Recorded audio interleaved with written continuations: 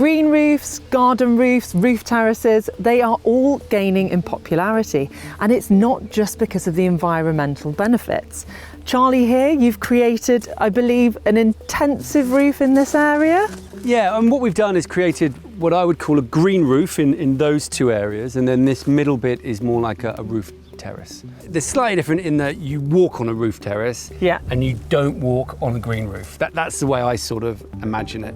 But the green roof areas, in this case, we wanted to do to soften the appearance of the building, and to make it sort of blend a bit with the landscape. The idea being that this is just a stone wall and there's a bit of an extension of landscape behind it. In fact, it's so convincing that quite often people just walk up here and go, oh, is this like a little public garden? It's like, you're actually trespassing. You're standing on my roof. But anyway, but the two ends are where it sort of is much more what you would think of as a green roof.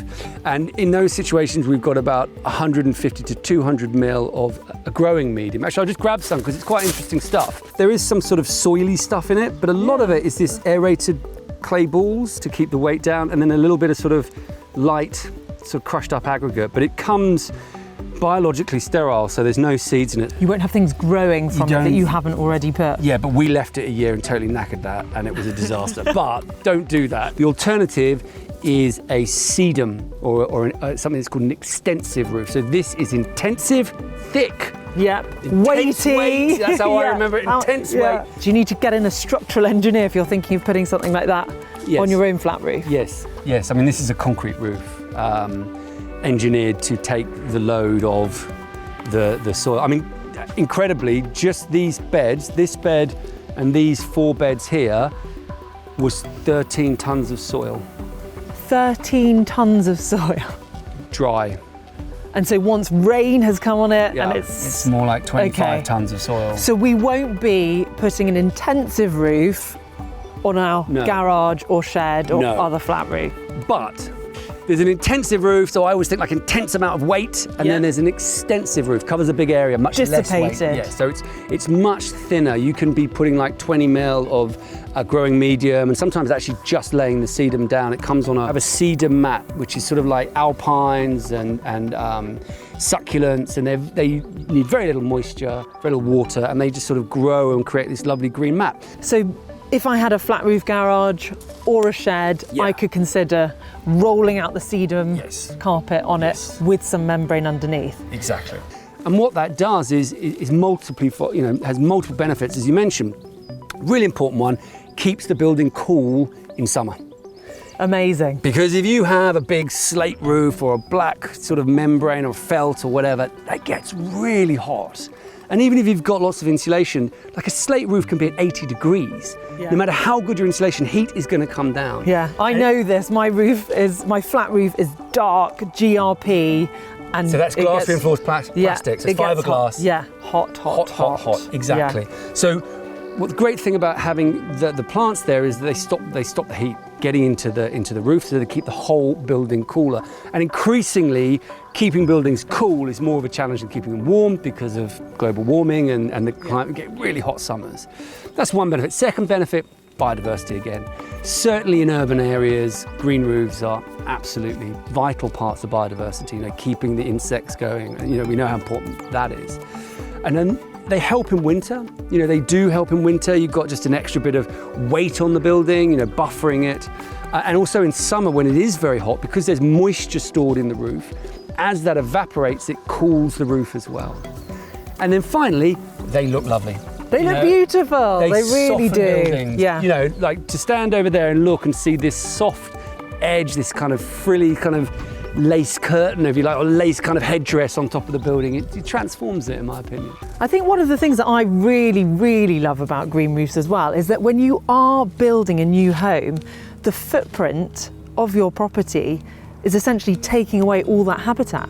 So by putting it on the roof, you're essentially just lifting it up and replacing where you have taken it. Introduces time back into architecture. Architecture, we try and make it stop. It's just stationary, it never changes, but it doesn't. It ages and moves, and actually to understand the seasonality that you get with a green roof. this roof is coming up now, we'll cut it in late August, it will go right back down over the winter, and then next spring it will come back. It just adds another complexity to your home, to the the beauty of your home, and I love that. I was reading about Utrecht and how they'd transformed all their bus stops into bee bus stops, and obviously you were talking about the weight of the weight that goes on top of these buildings, but because they're made of steel anyway, and they've got 316 of them now, and I hear that Swansea or Cardiff is copying it with sort of 10 of their own bee bus stops as well. So beautiful idea. Yeah. And we need more habitat in urban areas. They're really useful. And in urban areas, it slows the rain coming off the roofs, which is great. So you don't get as much issues with flooding. And you don't get this thing called heat islands. Heat islands? Yeah, it's a big problem in urban areas where you have all of this dark built stuff like slate roofs and flat roofs, but it's all dark and it just sucks up the heat. So London is sort of 2-3 degrees warmer than say Surrey, just near London, because of the heat stored in the buildings. And again, as we get into climate change, the climate in this part of England is going to be more like middle or southern France by 2050. That's really hot. Yeah. So we need to be cooling them down, and green roofs really help cool down areas because the moisture stored in the roof evaporates and cools them down, and the sun's sort of rays are sort of reflected away. They're not as absorbed by the building materials. So there's a huge number of benefits like that, and then there's the benefit of the insects. Absolutely, and we can see them everywhere, can't we? I mean, there's bees on the borage there.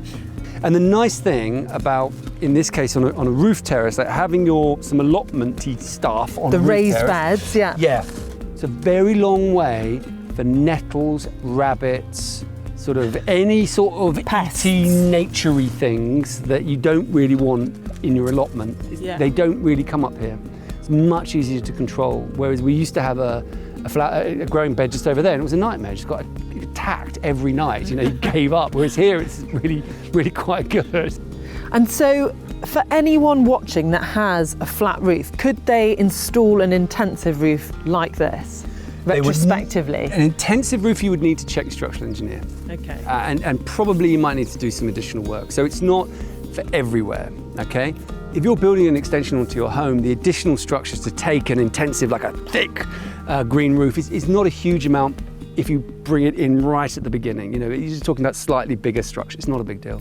To add it later probably is. But an extensive roof is much lighter, and most structure can take that. So cost, Charlie, how much would it cost to put an intensive roof on your home? Okay, so an intensive roof, you're talking about, say, on top of the roof costs, you're probably talking about 150 to 200 pounds a square metre more, which sounds like extraordinary amounts, and it is not cheap. But when you factor in that most building costs are around 2,000 to 3,000 pounds a square metre, it sort of becomes 5 to 10%. It's more doable. Extensive roofs are much more cost effective. So if you had a flat roofed garage and you wanted to put something on top of that, you're looking at about 35 to 50 pounds a square metre to do the 3 layers you need, the protective fleece, the drainage layer, and then the sedum layer on top. So that's not a huge amount. I mean, that's the price of a carpet, a decent carpet. Yeah. So and it is, once you factor in the underlay and the carpet, that is, exactly. And you can lay it yourself. So it's not busting amounts, and a really nice benefit. It will keep your shed cooler and obviously better for the wildlife. So yeah, it's not a cheap thing. But then one of the benefits of flat roofs is that they are cheaper often than pitched roofs. Yeah. There's less kind of complicated structure. They're often a bit cheaper. So you can you can balance, especially if you want to use a nice slate rather than a super affordable slate. And then if you balance that in, there's a bit of cost doing the growing membrane, growing medium, whatever that is, and then whether it's intensive, extensive, it still works out a relatively cost-effective route. So I guess the point is then, if you are considering an extension, you don't necessarily need to have a pitched roof. Why not think about having a flat roof, and you can still break it up, can't you? You can have, as you have here, Charlie, the skylights, the roof lights over part of the flat roof, and the other part can be a sedum roof for 30 odd pounds a square metre. Absolutely, especially if you live in a built-up area. Then there are huge benefits.